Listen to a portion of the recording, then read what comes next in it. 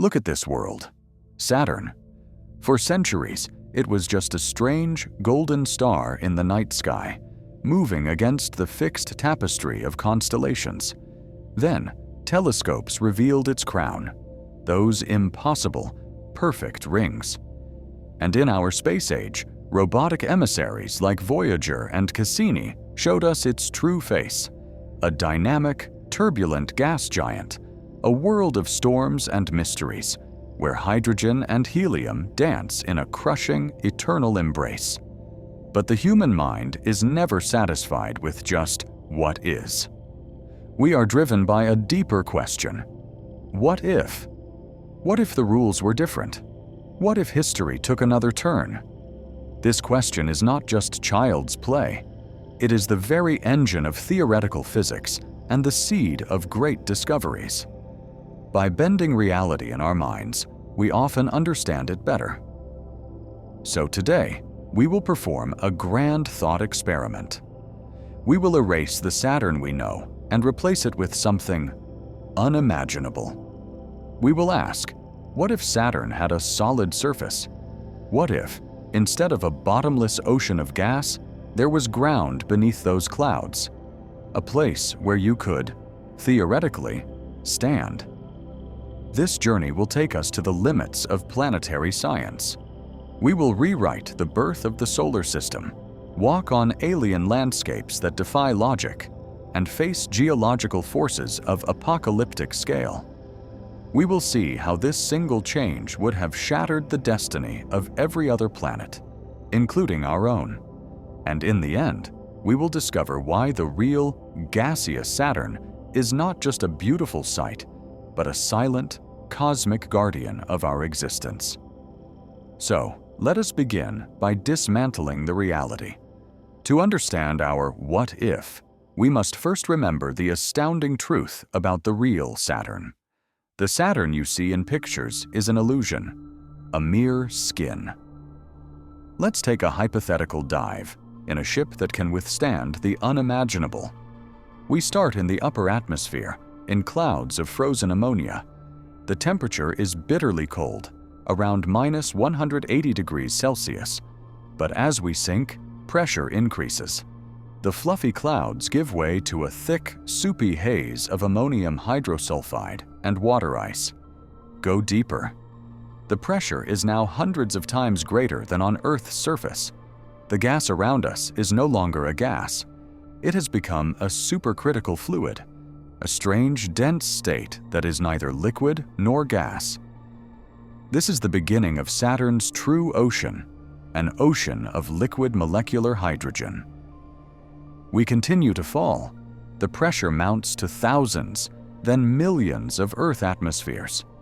The hydrogen around us undergoes a transformation so radical it seems like alchemy. Under this immense crush, the electrons are squeezed off their atoms. The hydrogen becomes metallic, a flowing, electrically conductive sea, hotter than the surface of the Sun. This is the engine of Saturn's powerful magnetic field. And at the very heart, scientists speculate there might be a core, not a cozy, solid ball you could map, but a messy, diffuse region of rock, ice, and heavy elements, perhaps 10 to 20 times the mass of the entire Earth, stewing in temperatures of 15,000 degrees Celsius. It is smeared and dissolved by the pressures of hundreds of gigapascals. There is no surface, no line you can draw and say, here, the atmosphere ends and the ground begins. Only an endless, gradual increase in density, heat, and pressure until matter itself becomes something alien. So our question, what if Saturn had a solid surface, is not a question of digging deeper. It is a question of changing the fundamental nature of the planet. We must go back to the very beginning and alter the recipe of the solar system itself. Solid Saturn, we need a time machine. We travel back 4.6 billion years to the swirling chaos of the solar nebula. Here, dust grains cling together, forming pebbles, then rocks, then planetary embryos. The key to a planet's fate lies in its location relative to the frost line, the boundary beyond which water and other volatiles can exist as ice. In our reality, beyond the frost line, there was a feast of light elements. A massive, rocky core, about 10 times the mass of Earth, formed quickly. Its gravity became so strong that it began to voraciously capture the surrounding hydrogen and helium, the most abundant elements in the universe. It gorged itself for millions of years, becoming the gas giant we know, a king born from gravitational dominance. But in our what-if scenario, the menu is different. Perhaps the young sun was more active, its stellar winds fierce, blowing away much of the primordial hydrogen from the outer disk. Or maybe a passing star in the crowded stellar nursery stripped away the light gases. Or imagine a rival, another massive embryo, forming nearby and stealing the gas for itself in a gravitational tug-of-war. The result? The region where Saturn is destined to form becomes a gas-poor zone. The rocky core still forms, accumulating every bit of silicate, metal, and ice it can find. It grows to a staggering size. It must reach the same total mass as the real Saturn, 95 times the mass of Earth. But it does so almost entirely with heavy materials.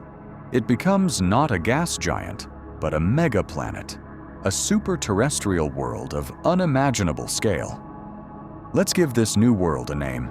Let's call it Kronos, after the Greek Titan, a being of primal earthy power, not the gaseous Roman god Saturn. So, Kronos is born, a rocky sphere with 95 Earth masses.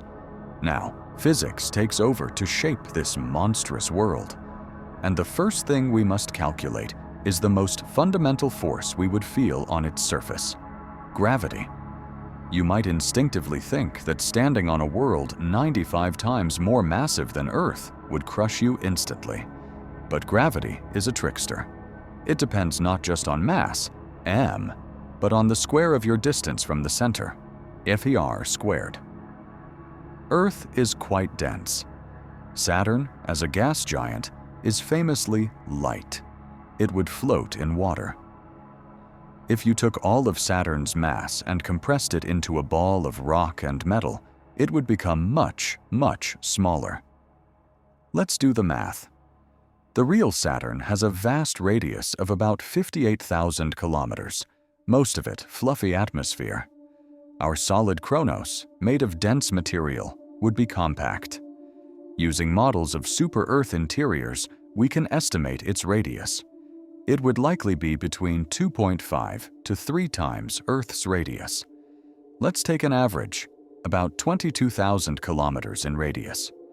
Plugging the numbers, mass 95 m, radius 3r, into the gravity equation, we get a surface gravity of approximately 1.07 times Earth's gravity, just 7% stronger. You could walk on Kronos. You'd feel heavier, a constant leaden fatigue in your limbs. Running would be exhausting, but you wouldn't be pulped. This is our first great surprise. The surface of this Titan is, in a physical sense, accessible. But if the gravity is almost familiar, the landscape that gravity creates will be anything but. Welcome to the surface of Kronos. The first thing you notice is the horizon. It feels wrong. On Earth, with a radius of 6,371 kilometers, the horizon is about 5 kilometers away from a person standing on the ground. Here, with a radius of 22,000 kilometers, the horizon would be nearly 170 kilometers away. The land seems to stretch out in a vast, disorienting flatness before curving gently away. The curve itself is visible, a palpable sinking feeling that you are on a truly enormous sphere. Now look at the ground. Where are the mountains? The towering peaks? They are gone. On a world of such mass, the strength of rock is negligible compared to the gravitational force. Mountains, as we know them, cannot exist The crust literally cannot hold up its own weight beyond a very shallow slope. Any protrusion taller than a few kilometers would flow and collapse under its own mass, like a sandcastle on a beach. Instead, you have continent-sized highlands, gentle, rolling swells in the crust thousands of kilometers across. And the lowlands? They are not valleys, but depressions of planetary scale. If there were oceans, they would be shallow, global seas, collected in these immense basins. The tallest mountains might resemble the vast, shallow shield volcanoes of Mars, but stretched to absurd, barely perceptible proportions. The landscape is one of mind-numbing, geometric scale, not vertical drama.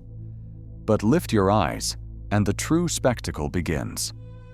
The atmosphere of Kronos would be immense. Outgassing from its formation and constant volcanic activity would create a deep, thick shroud.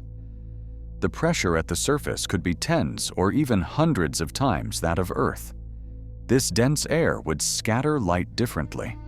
The sky would not be blue, but a deep, twilight indigo, even at noon. The sun would be a small, wan disk, its light heavily filtered. And then, you see them. From the surface of Kronos, the rings would not be a distant celestial decoration. They would be the dominant feature of the heavens, an arch of solid light. Because you are so much closer to them, and they are tilted relative to you, their perspective would be staggering. They would rise from the horizon as a brilliant, structured band. You could see the individual gaps, the divisions of Cassini and Encke, as dark lines scoring the light. They would stretch overhead, a glittering, segmented bridge made of countless trillions of ice particles, and descend on the other side. During the day, they would cast complex, moving shadows on the landscape, a celestial sundial of impossible proportions. At night, when your location turned away from the sun, the rings above you would still be in sunlight. They would glow with a soft, Milky Way-like radiance, illuminating the surface with a perpetual, ghostly twilight. True darkness would be a rare and fleeting event, occurring only when the rings were edge-on to the sun, and the moons, Titan, Rhea, Iapetus, they would not be points of light. They would be full-fledged worlds in the sky. Titan would appear as a large, hazy orange disk, several times larger than our moon.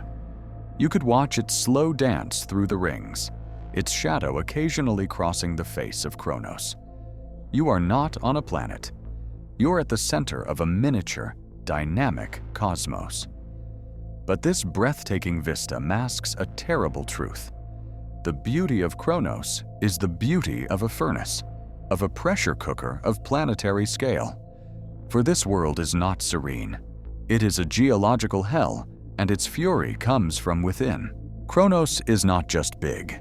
It is hot, unimaginably hot. The heat comes from two main sources: the residual energy of its violent formation, when countless planetesimals smashed into the growing embryo, and the decay of radioactive elements like uranium, thorium, and potassium within its vast rocky interior. With 95 Earth masses of rock, the amount of these radioactive heat engines is colossal. On Earth, this heat drives the slow dance of plate tectonics and powers occasional volcanoes. On Kronos, it drives something else entirely: cataclysmic resurfacings. The internal pressure and temperature are so high that the mantle may not convect in orderly cells. Instead, it might periodically undergo massive overturns. Think of a pot of thick soup boiling over. But the pot is a planet, and the soup is semi-molten rock. This means the crust of Kronos is not a stable home. It is a thin, stressed shell, constantly being recycled. Volcanoes here are not like Mount St. Helens or even Olympus Mons. They are supervolcanic events on a scale that defies terrestrial analogy. We are talking about fissures thousands of kilometers long, spewing floods of basaltic lava that could cover the entire surface area of Earth in a matter of years. The lava itself might be exotic under such pressures, more fluid, perhaps loaded with rare metals. The surface would be a young, scarred, and constantly changing hellscape. The very ground under your feet might, over geologic timescales, which could be shorter here, sink back into the mantle to be melted, while fresh, glowing crust wells up elsewhere. The concept of continents is meaningless. It is a global, roiling cauldron with a thin, temporary skin.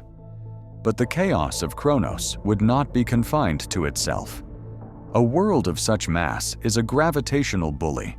Its existence would have rewritten the entire story of our solar system. Let's pull back to a solar system scale. In our reality, Jupiter and Saturn have a delicate gravitational relationship. Their orbital resonances helped shape the system, possibly hurling comets inward, but also stabilizing the asteroid belt. Saturn acts as a moderating influence on Jupiter's immense power. Now, replace gaseous Saturn with the dense, ultramassive Kronos.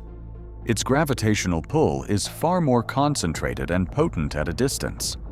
The serene orbital dance between the two giants becomes a violent tug-of-war.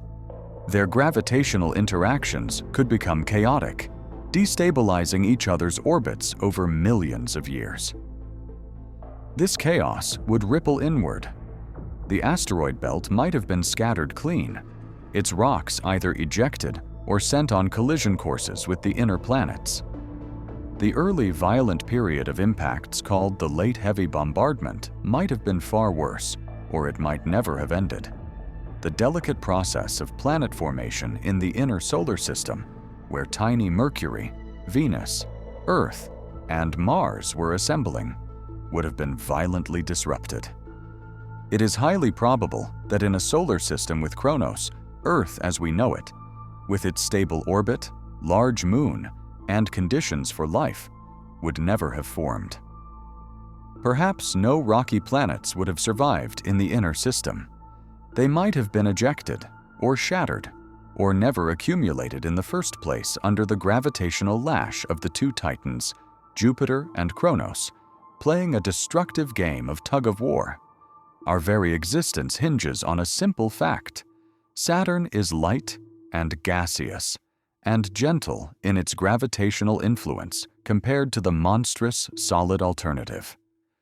Saturn is not just a planet, it is a cornerstone of our cosmic architecture. So, let's return from our thought experiment. Let's dissolve the impossible mountains of Kronos, extinguish its global volcanoes, and let its thick atmosphere dissipate into the void. Let the rings shrink back to a distant, delicate line. We are left with the real Saturn, the gas giant. And after our journey, we see it with new eyes. We see not just beauty, but function. Not just a planet, but a stabilizing keystone. It is a world that could never have a surface, and in that never, it allowed our surface to exist. It is a lesson in cosmic humility and interconnectedness. But our what if was not just a fun detour. It has a direct, thrilling connection to modern astronomy. When we look at the data from telescopes like Kepler, TESS, and especially the James Webb, we find something remarkable. The most common type of planet in our galaxy appears to be in the size range between Earth and Neptune. These are the super-Earths and mini-Neptunes. Some of these worlds, especially those closer to their stars, are likely rocky planets with masses several times that of Earth. They are not as massive as our hypothetical Kronos, but they are its smaller cousins. By stretching our imagination to the extreme case of a 95 Earth mass rocky world, we have trained our minds to contemplate the real, strange properties of these super-Earths, their potentially flat topography, their thick, crushing atmospheres, their extreme volcanism. Kronos was a laboratory for the mind to understand the new zoo of planets the universe is revealing to us. The universe is under no obligation to create comfortable, Earth-like worlds. Its creativity is boundless, spawning gas giants, ice giants, diamond planets, lava worlds, and perhaps, somewhere, true rocky titans like Kronos. Thought experiments like this one are the maps we draw for territories we have not yet physically reached. They remind us that science is not just about observing what is. It is about imagining what could be, within the rigid laws of physics. It is about asking, what if? And with that spirit of inquiry, we set our sights on the next grand question. A question not about altering a planet, but about finding the ultimate signature of intelligence in the cosmos. What if we found a Dyson sphere? How would we detect such a megastructure from 1,000 light-years away? What would its infrared signature tell us? And what would its existence mean for the future or the fate of any civilization? This is our next thought experiment. If you want to join this search, to stretch the limits of reality with us, make sure you are subscribed and hit the bell icon, because the universe is stranger than we can suppose, and together we will try to suppose it.